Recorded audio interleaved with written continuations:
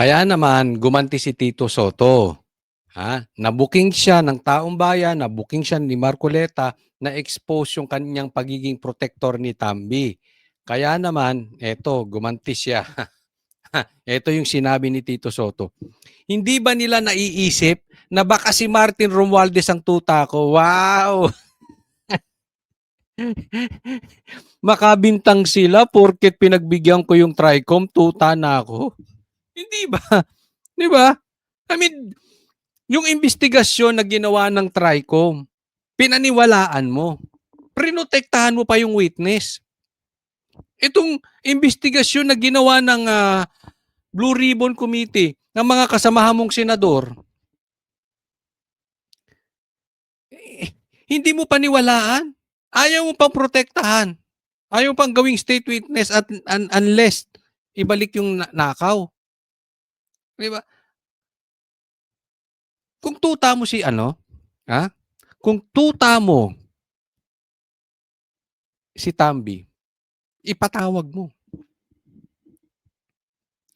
Otherwise, kung hindi mo kaya, ni hindi mo mabanggit na may plano kang patawag si Saldico at saka si Tambi, duwag ka.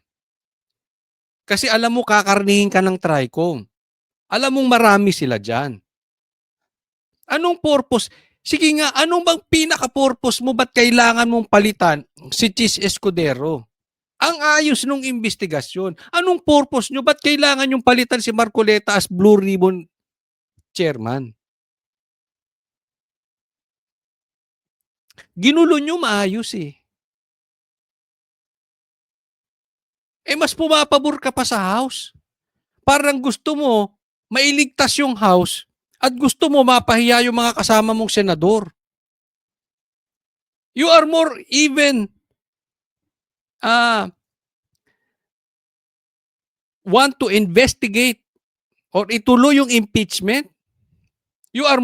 You're even more concerned sa impeachment ni BP Sara na ang concern lang dito, ng issue lang dito is 150 million na confidential funds. Mas malaki pa yung kinikita ni Diskaya ng mga kontraktor. Tingnan mo kung gaano ka ka-agresibo sa impeachment ni BP Sara. Ganyan ka ba ka-agresibo? Napatawag? Yan ang aantay namin sa'yo. Kailangan maging agresibo ka sa pagpapatawag kay Tambi at kay Saldico. Huwag puro salita. Kasi ginagawa mong One Ball University to eh. Hindi po, ito po yung usaping buhay. Ikaw ba hindi nakokonsensya? Ang daming namamatay na Pilipino sa baha habang may nagpapasasa sa pera. Tapos ang focus natin nasa senador, managot yung senador, managot yung mga kontraktor. Ba't hindi ka mag-focus doon sa mastermind? Tanong ko lang, hindi ka nakokonsensya? Sa tingin mo, yan ang dapat mong ginagawa? Sa tingin mo yan ang gusto ng Diyos na gawin mo? Ikaw na lang makakasagot dyan. Next po, tingnan natin to. Ito, papakita ko sa inyo, ang daming takot, ang daming hawak, ang daming tuta ni Tambi. Ito po, post po sa Facebook page ni Rob Rances. Akalain mo yun? Lamang pa sa survey. Nangunguna si Marcos. Would you believe that?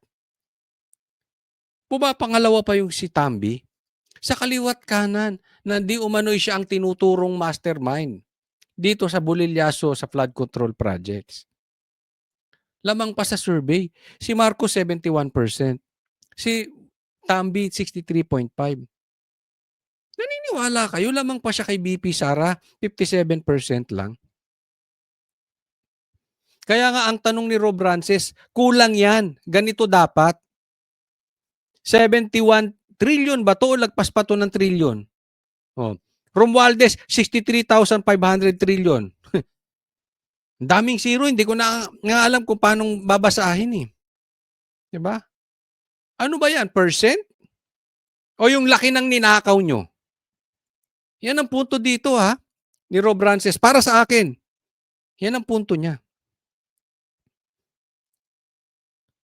Trust approval ratings? Pilipino, naniniwala 63.5%. Naman. Ngayon, nakikita nyo na how powerful Tambi.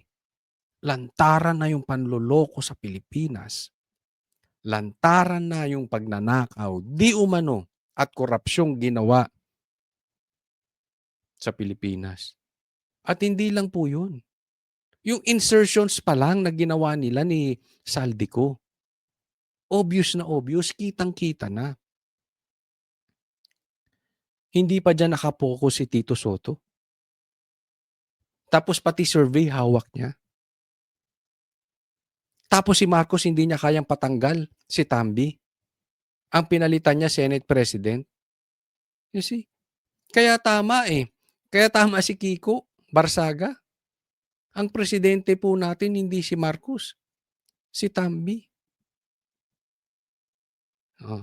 Ano mangyayari sa Pilipinas pagka ganyan? Ganyan po. Hindi pa po presidente yan.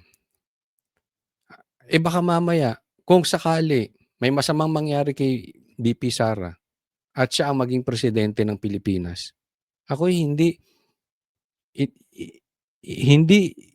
malayong mangyari na tayo ay maging North Korea. Hindi malayong mangyari na si Romualdez, si Tambi ay hindi nabababa bilang presidente. Hanggang buhay yan, presidente yan. Kasi ngayon pa lang nawala ng tiwala ang taong bayan sa kanya. Ayaw pang tumigil ng laban. What if siya pa ay nasa kapangyarihan? Ngayon na nga lang, kumakaasta parang presidente. Speaker lang yan ha. Ilan lang ang boto niyan? Niwala sa 1/4 ng boto ni VP Sara. Paano kung nasa kapangyarihan na yan maging presidente? Pustahan tayo, hindi nabababa yan. Hanggang magka-cancer yan, hanggang mamatay yan. Yan ang magiging presidente natin. Wag naman sana. Wag naman sana mangyari yan sa bansang Pilipinas. Next topic po tayo. Pag-usapan naman natin, ito si John Vic, magnanakaw ng asawa. Ay, magnanakaw ng asawa. Sorry po. Magnanakaw ng crush. Oy, hindi. Magnanakaw ng programa. Tingnan po natin. Ito si John Vic Remulla. Isang tawag mula sa 911 mula sa isang bangko sa Quezon City ang naging susi sa pagkakaaresto ng 11 sospek sa pagdukot sa isang 78 anyos na Filipino-Chinese na negosyante. Ayon kay Interior Secretary John Vic Remulla, grabe no, Filipino-Chinese. Kailangan maidiin nila yung may dugong Chinese. Halos lahat naman ng Pilipino ata may dugong Chinese eh. Pambihira niloloko tayo naman ito. Sige, yung 911. nitong Biyernes. Ayon kay Remulla, agad na tumawag ang mga tauhan ng bangko sa Philippine National Police matapos mapansin ang kahinahinalang sitwasyon. Kita mo, 911. Alam naman natin, di ba, ito yung pinagmamalaki at tinutulak ni Torre. So, ninakawan niya na ng posisyon si Torre. Na masaya naman tayong lahat. Pero, akita natin yung talagang lakas ng Remulla sa Bongbong Marcos. Kasi wala silang utang na loob. Diba? Mali man yung ginawa ni Torre, pero ginusto ni Bongbong yon, so that may utang na loob siya kay Torre. Sa bagay, traidor naman talaga si Bongbong Marcos eh. At sinong kinampihan ni Bongbong Marcos? Diba? Ito si Remulla. Ganyan po kalakas ang Remulla sa bansang Pilipinas. Even si Boying gagawin pang ombudsman. Diba? Grabe ka power tripper ngayon. So ito, pinagmamalaki ni Torre. Ngayon, siya na ang nagmamalaki. 'Di ba? Talagang insultong-insulto. Na-insulto rito. Pero masaya naman tayo. Buti nga sa'yo, Torre. Kinidnap mo, di umano, ang presidente kasi ng Pilipinas na mahal ng taong bayan na si PRRD. Yan ang nangyari sa'yo. Binalikan ka. Tapat-tapat lang yan eh. Minsan ikaw nasa power, minsan si John Vic. Eh ngayon, di ba? Ngayon, pati yung pinagmamalaki mo, nawala sa'yo. Pinagmamalaki mong posisyon, tinanggal sa'yo ni John Vic. Pinagmamalaki mong programa, kinuha ni John Vic. Buti nga sa'yo. Ilang minuto lamang ang lumipas, dumating ang mga pulis. Inaresto ang tatlong Ilang minuto? 1 minute ba? Gaya ng sabi ni Torre, 5 minutes ba? sospek, kabilang ang Dumating daw agad ang yung nag-aaresto eh. tatlong retiradong sundalo at nailigtas ang biktima. Kasunod ng paunang operasyon, naaresto rin ang dalawa pang babaeng sospek at isang lalaki. Kinabukasan, Biyernes ng umaga, 5 pang Ang pinapalabas dito ni John Vic, ginagawa niya yung trabaho niya, effective siya, at justified yung pagkakatanggal ni Torre kasi hindi naman kailangan si Torre, yung trabahong maganda ay nagagawa pa rin niya. individual ang nadakip. Tumanggi si Remulla na ibunyag ang mga detalye ukol sa tatlong retiradong sundalo na dating miyembro ng Philippine Marines. Ako sa tingin ko lang, etong question dito. Do you believe this? Baka itong 911 nito ng bansang Pilipinas ay parang yung bigas, yung 20 pesos na bigas ni Bongbong Marcos. Yung parang palitaw, lulubog lilitaw. Minsan may 20 pesos pagka birthday. Minsan may kadiwa dito, minsan may kadiwa doon, minsan may kadiwa sa isang banda, minsan wala. So in short, inconsistent. Kung inconsistent din lang, walang kwenta. Optics lang yun. Imahe lang. I-explain pa natin ng walang, hindi na natin pinapaganda ang pangalan. Panloloko sa Pilipino yun. Yun lang po yun. Yung optics, pag concern kayo sa optics, panloloko sa Pilipino yun. Hindi naman totoong maaasahan. Para lang maging mabango kayo sa Pilipino. Para lang may maganda kayong imahe. Nararamdaman ba talaga yan? Parang yung 20 pesos eh. Maaasahan ba? Totoo bang nangyayari? Consistent ba parating nandyan? Kung hindi, optics. Sa Tagalog, panloloko sa mga Pilipino. Yun lang yun. Alam nyo, itong 911, merong 911 po sa Davao. At meron akong nakausap. Kasi nung nandun ako sa Davao, grab ako. Tapos, babae yung nakasakay sa akin. Actually, na-vlog ko yan. Hanapin nyo na lang sa vlog ko. Babae yung driver. Tapos, ang biyahe niya sa madaling araw. Sabi ko, hindi ka ba natatakot? Biyahe mo madaling araw? Babae ka pa? Di ba? Bakit ba ayaw mo sa hapon, sa gabi, sa umaga? Bakit madaling? Wala kasi daw wala masyadong karibal na grab. Tapos walang traffic. So pag may pasahero siya, tuloy-tuloy, mabilis. So mas malaki ang kinikita, hindi pa raw mainit, madaling magbiyahe. Hindi stressful sa madaling salita. Pero sabi ko, hindi ka natatakot, hindi may 911 daw. At sabi ko, nangyari ba 'yon? Oo, kasi meron daw siyang nasakay na mga foreigner, Koreano daw, lasing, nanggugulo. Ano lang, tinawag niya lang sa 911. Dumating daw agad-agad. Yun po ay sinabi ng reliable person. Hindi po pina-interview ng Duterte. Ako mismo nadinig ko. At etong sinasabi ko, alam ito ng mga taga Davao. Sige, mga taga Davao, magsalita po kayo. totoo ba yung 911 dyan ay talagang reliable? Sa madaling salita, consistent, laging nandiyan dyan. Itong 911 naman kasi sa ibang lugar sa Pilipinas, hindi naman talaga yan. So sana lang ito si John Vic, hindi naman niyang kasalanan kasi dati ng problema sa Pilipinas yan eh. Pero wag niyong gamiting optics na parang naayos niyo, maganda po, maaasahan. Maaasahan si Ang Rimulya, maaasahan ng John Vic, ginagawa nila ang trabaho nila. Wag po. Kasi kung hindi lang maaasahan, kung hindi lang parating nandyan, kung hindi lang consistent, wala ding kwenta yan. Kasi yan, kwento ninyo. Sana merong ibang makapag-experience na kusang loob magkwento.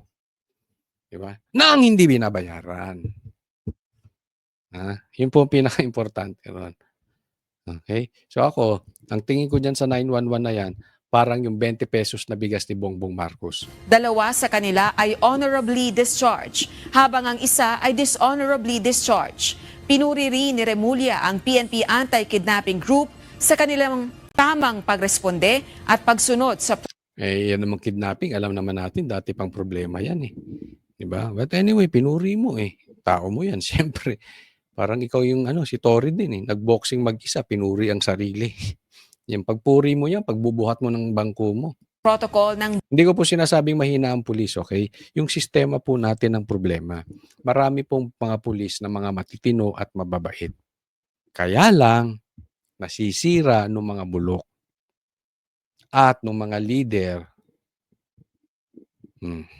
na, alam mo na, iskalawag. buying time upang mapilitang dalhin ng mga sospek ang biktima sa bangko na naging daan sa mabilis na aksyon ng mga otoridad. Ito, magkakampi, media. Media at si Tito Soto, magkakampi. Kasabwat ni Tambi Loslos. Nakita mo naman ang mainstream media. Opo. Nung nagsalita yung Diskaya at binanggit yung mga 17, ito wala akong sinasabi, binanggit lang. Opo, opo. Hanggang doon lang tayo, binanggit. Depende na kung saan anong kapupuntahan ng pagdinig na ito. Pero maliwanag na nagbanggit siya ng 17 pangalan. Opo. O tingnan mo yung mainstream media. Hindi naman hindi masyadong kinagat yun eh. Pero nagsalita yung Hernandez at binanggit yung dalawang senador, sumambulat kaagad eh. Kita nyo? Kita nyo ang connect-connect? Di ba hindi kayo nagtataka? Ang laki ng balita. Untouchable si Saldico at saka si Tambi Loslos. Wala makabanggit. Diba? Pinoprotektahan ng house. Ng lower house. Walang makabanggit dun sa mga iniimbestigahan. Anong nangyari? Binanggit ng Diskaya. Hindi mahalos pumutok. Pero kung titingnan natin, ang laking balita nun. Dahil ang mastermind ay si Tamba Loslos at si Saldico. Yan po yung binanggit. Totoo man to or hindi, ang nakakapagtaka, pinalusutan ng media. Hindi pinalaki.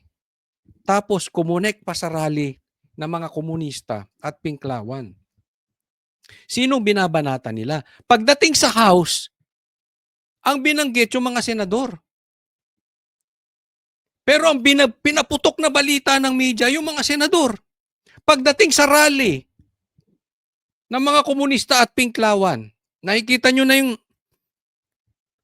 sabwatan na nangyayari? Sino binabanatan? Yung mga senador at saka si Sara Duterte. Kahapon lang, binanggit ko sa inyo. Tingnan nyo, nagrarally sila. Ang problema sa flood control project, sinong tinitingnan nila? Si Sara. Sabwatan na yan mga Pinklawang komunista, media. Kita nyo yung ginagawang kabastusan sa Pilipinas? Ganyan po ka-powerful si Tambi. Ang daming mukhang pera sa mga Pilipino. Ganun ho ba? Ngayon, ang pinagtataka ko naman sa panig ng aming leader, ako kayo rin naman siguro napapansin ninyo eh. Pagka yung Diskaya Napapansin po, Marcoleta, ng buong Pilipinas. Yang si Atchiche. Tingnan nyo. Oh. ang nagsasalita, ayaw niyang paniwalaan. Aha. Oh. Pagka naman yung nagsalita yung Hernandez, paniwalang paniwala. Kung hindi ba bias yan si Tito Soto? Ha? Kasi, aminin mo, Tito Soto, tuta ka. Hindi ko alam kung kumikita ka kay Tambi or dahil magkaibigan kayo o magkampari kayo. Hindi ko alam. Kasi parehas testigo yan. Dapat parehas mong imbestigahan. Parehas mong, ikaw ang Senate President eh. Ibinigay mo sa Hernandez sa kabila. Pinaniwalaan mo si Hernandez. Naging tuta ka ng House. Tapos si Diskaya, hindi mo pinapaniwalaan. Bias ka. So lahat ng mga witnesses doon, mas pinaniniwalaan Bias with ED. niya kaysa witnesses na ipinundar natin dito sa Blue Ribbon Committee. Hindi dapat palitan. Bakit ako suggestion ko lang Marcoleta. Bakit hindi kayo gumawa ng trade? Kasi may nakikipag-trade sa Banateros. Yung ka-member nung iba binibigay sa Banateros. Ayoko nga. Mag-trade kayo. Si Tito Soto gawin yung speaker. Payag ba kayo doon? Payag. Si Tito Soto gawin yung speaker. Tapos si Cheese ibalik nyo. O mas maganda pa ilagay nyo si Cayetano as Senate President. Pero may scoop tayo. Baka mamaya sa Lunes lang magulat tayo. Si ang Senate President, si Cayetano. Wait lang. May naririnig tayong umuugong-ugong. Marami daw nagagalit kung paano hinawakan ni Tito Soto yung investigasyon. Nahalata nila bias. Bias sa House. Kaya dapat siya na lang gawing speaker. Total kampi siya ron eh. Wala po sa batas yun. Kaya alam, palitan mo si Barbers o si Abante. Ikaw nang tagapagsalitaan, Tito Soto ni Tambi Luslos. Hindi mo ba nakikita yung kabalintunaan dyan? Dapat sana nabahala siya sapagkat binanggit ang dalawa sa kasama namin. Pero wala kaming makita na Kung mo ba hindi nabanggit, halimbawa, walang nabanggit na gusto ba niya, si Diskaya nagbanggit din ng na senador, ganun ba? Bakit magugustuhin niya yun? Siya yung Senate President. Kaya kita mo, parang sinisira ni Tito Soto. Mas kinampihan niya yung kabila na imbis na dapat, tinitingnan niya na, teka muna, nasa Senado ka. Parang instead na gusto mong malinis ang Senado, gusto mong madumi. Parang gusto mo, bago mo paniwalaan si Diskaya, gusto niya magbanggit si Diskaya ng senador. Diba? Hindi naman natin sinasabi na kampihan ni Tito Soto yung mga senador, hindi. Kaya lumalabas sa pinapaliwanag ni Marcoleta, gusto niyang mapahiya ang Senado. Diba? Bakit? Ako wala akong nakikitang iba dahilan kung hindi para malihis ang problema, maalis kay Tambi, kay Saldico at sa House. Tingnan niyo.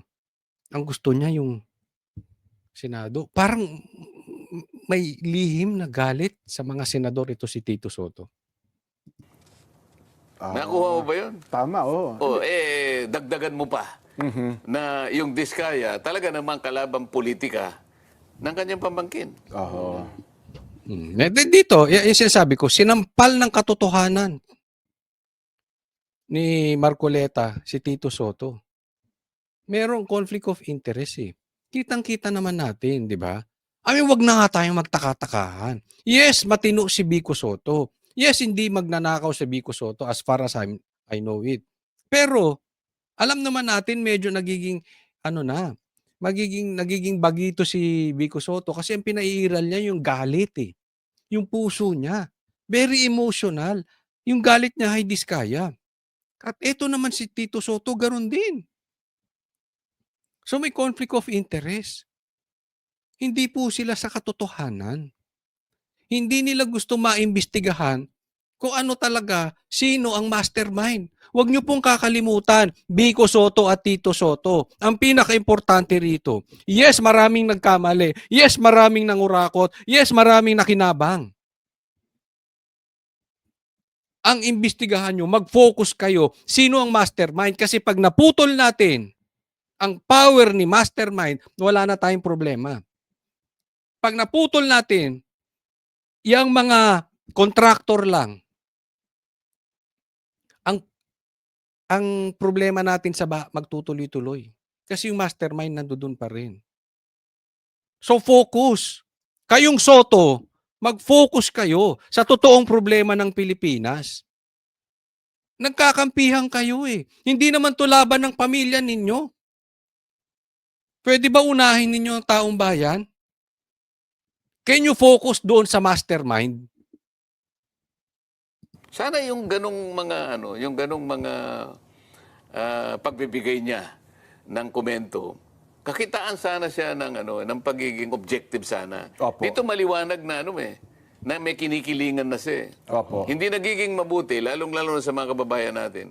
Palagi ko sinasabi, huwag mong uhusgahan ang katalinuhan ng mamamayan. Alam nila eh. Oho. Pumunta ka sa social media at tingnan mo kung anong sinasabi nila. Ayun nga. Sinong nasisira ngayon? Sinong napupulaan?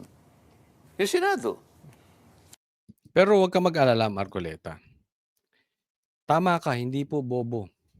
At nakikita natin sa social media. Bagamat ang napupunlaan ay Senado, hindi. Hindi ako completely naniniwala dyan. May tama, pero ang talagang galit sa social media, nasa mga Soto. Kasi nakita nila, iniiwas eh. Iniiwas sa totoong issue. Iniiwas sa mastermind. So, kalma lang, ha? Ito, tingnan po natin itong sasabihin pa ni Marcoleta. Pakinggan natin ito, sasabihin na protector ni Tambi. Ito, si Tito Soto. Ano mangyayari nito, Sen, kung wala na yung commitment nabibigyan ng Nasa State witness. sa Pagiging kanila state yun. witness. Oo. Nasa sa kanila yun. ang ibig sabihin Ang dito. batas ay batas. Oh, ang ibig ko sabihin dito, Sen. Nag-apply sila. Ako naman, gumawa na ako ng sulat. Pag may nangyari doon sa pamilya nun, Opo. sa kamay nila, kukunin. Paano kung Ito yan. Sinasabi, ayaw papasukin as state witness itong mga diskaya. So ayaw nilang protektahan. Okay? Ang kondisyon ni Boying, ito naman, magkakampi naman si Boying dito tsaka si Tito Soto. Ang gusto nila mangyari, bago gawin yan, bago natin siya proteksyonan, bago gawing state witness yan, ibalik muna ng diskaya yung mga ninakaw. May tama, pero kulang. Ito, pakinggan po natin. bumawi? Kasi Yun nga, yung mga sinasabi na, ang dami na yung binanggit na pangalan eh. Teka muna, isa-isa lang para kayong banateros eh. Ang gulo-gulo pag ang daming nagsasalita. Master Judea, ikaw ba yan? Hindi. Joke lang. Kaibigan natin yan, ha? Kaibigan natin. Ang daming nagsasalita, naguguluhan. Isa lang, pwede ba yung bisita ninyo ang pagsalitain ninyo? Hindi. Joke lang. Hindi po tayo nakikialam. Masaya lang po, masaya. O, sige, pasok. Oo. Kung sabihin niya, hindi po totoo lahat ng mga sinabi ko. Wala Kasi pala akong protection. wala nang protection eh. Kaya, Oo, yan. Tama naman. Paano kung bawiin ni Diskaya? Hindi nyo ako pinoproteksyonan eh. Hindi na ako magsasalita. O sasabihin ko, hindi totoo yan. ang pinoproteksyonan niya nga, imbes na tawagin niya yung 17 na inano doon, bakit hindi niya tawagin? Nabanggit ang pangalan ni Speaker Romualdez sa magitan ng ibang tao ron na palagi daw sinasabi ng isang Name drop daw congressman yung doon. pangalan. Opo, oo. Dalawang beses niyang binanggit. Palagi pong binabanggit ang pangalan. Hindi niya nakausap talaga yung dalawang pangalan na binabanggit. Ngunit palagi pong binabanggit ang pangalang ito at pangalang ito. Meron ba siyang tinawag doon na sinabi ba nila, sige, papuntahin dito para mag-testify din itong 17 ito. Ayan. So, pinapalabas dito ni Marcoleta, ito si Tito Soto, hindi lang bias, protector ni Tambi. Kasi hindi issue rito kung talagang totoo yung sinabi ni Diskaya or hindi. Dapat, kung hindi bias ito, kung hindi niya pinoprotektahan si Tambi, anong pinagkaiba mo, Tito Soto, sa TRICOM? Ayaw patawag si Saldico. Dapat imbestigahan yan ng Senado. Dapat imbestigahan yan si Tambi Loslos. Kaya nga sabi ko, kaya pinagpilitan nilang palitan ng Senate President, kaya pinagpilitan nilang palitan ng ang Blue Ribbon na chairman, to protect Tambi. Kaya nga antayin natin, ha? Dahil ganyan na po ang reaction ni Tito Soto. Tingnan natin ngayon to si Lacson bilang chairman ng Blue Ribbon Committee kung patatawag niya. Dapat ipatawag niya si Tambi at saka si Saldi. Para matanong din natin. Hindi naman eh. Opo. Ang lahat ng mga sinasabi ng mga witnesses dito sa House, yun ang kanyang pinaniniwalaan. Yung mga witnesses dito na nakalap namin, mali lahat yan, sabi niya. Opo. Parang may butas yan, parang inedit yan. Bakit ganun? Hindi lang yan. Parang yung sa House, lahat ng sinabi sa House, pinaniwalaan niya. Prinotektahan pa niya. Prinotektahan pa niya. Pero si Diskaya, bago niya protektahan, gusto niya magbalik ng pera. Di ba? Yan yung binanggit ni Marcoleta. Kaya nga sabi ko sa inyo, pag may nangyari sa Diskaya, nasa kamay niyo ang dugo, Tito Soto, Marcos. Kasi meron kayong magagawa eh. Kayo man ang pumatay or pinapatay nyo or inosente kayo, you are indirectly guilty. Nasa kamay nyo ang dugo nila. Dahil hindi nyo ginawa ng paraan. Dapat prinotektahan nyo. Alam nyo namang ang yayaman na niyang mga kalaban niya eh. Ang daming pera. Hindi nyo ba napapansin? Ang laki na po ng bulilyaso nila. And yet, even the president, hindi mapatumba si Tambi. Hindi mapaalis ng Senate, alising bilang House Speaker. Ganyan po kalakas. Then may kondisyon kayo bago nyo protektahan ng Diskaya na ibalik muna yung pera. Samantalang sa kabila, nung nagsabing delikado buhay nila, inalis nyo sa Senado. Dinala nyo kung saan-saan. Dinala nyo sa House. Di ba? Obvious na protector kayo. Ang nililigtas ninyo, yung mga sinasabi na pabor sa House. Ang gusto nyong mamatay, yung may mga sinasabi na masama sa House. Ano bang nangyayari sa inyo? So pagka yung Blue Ribbon Committee na aking na pinangunahan ko, hindi niya pinaniwalaan. Oho. Pero kapag yung mga resource persons namin doon ay pumunta doon sa House of Correct. Representatives, doon pinaniniwalaan yung sinasabi. Oho. Kaya kita mo, ewan ko naman kayo mga kababayan. Kung maniwala pa kayo dito kay Tito Soto, hindi ko na rin alam kung sa Senate, kung hindi nyo mapatanggal to si Tito Soto. Kayong mga bumoto, mahiya kayo sa balat ninyo. Lalo kayong mga bilyar. Sinuportahan kayo ni Inday. Pero pumirma kayo. Bumoto kayo for Tito Soto. Kayong naglagay dyan kay Tito Soto. Wala ba kayong kahihiyan sa balat ninyo? Kitang-kita naman yung ginagawa. But again, ang balita ko po kasi maraming nang nagagalit na senador dahil sa kalokohan nga ni Tito Soto. So tingnan natin kung magpapalit sila ng Senate President at kung talaga makukuha nila yung numero at ipapalit si Cayetano. Antayin natin. Pero kung matuloy, salamat. Kung hindi, nakakahiya itong mga senador. Mga duwag. Mga plastic kayo, hindi nyo pa nakikita.